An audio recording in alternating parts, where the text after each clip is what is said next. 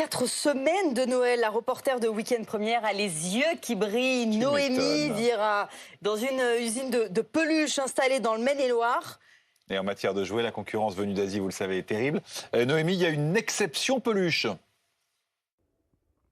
Oui, quand il s'agit de peluche, il y a un cocorico à pousser. Piu Piu Émerveille a rapatrié une partie de sa production en France. Alors c'est vrai que ces peluches commencent leur vie en Asie. L'enveloppe est fabriquée sur place. En revanche, c'est ici qu'elles prennent leur forme moelleuse. Ça s'appelle le garnissage. Bonjour Jérôme Duchemin, vous êtes président fondateur de la marque. C'était compliqué de tout relocaliser en France ? Bonjour Noémie, oui, c'est toujours compliqué de relocaliser en France.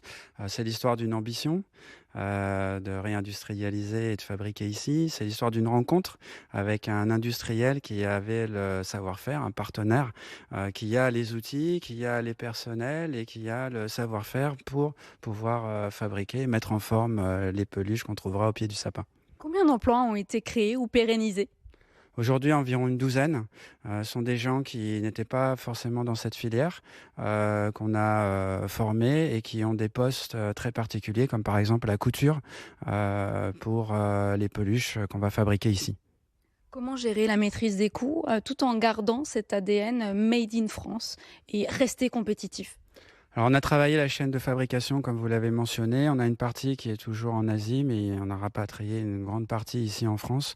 Et c'est, je dirais, grâce au volume qu'on fait pendant toute l'année, et notamment pour Noël, qui permet d'avoir des prix intéressants. Mais surtout, on utilise un outil qui est déjà existant. Donc forcément, on n'a pas des coûts d'investissement importants pour rentabiliser les machines qui vont être utilisées.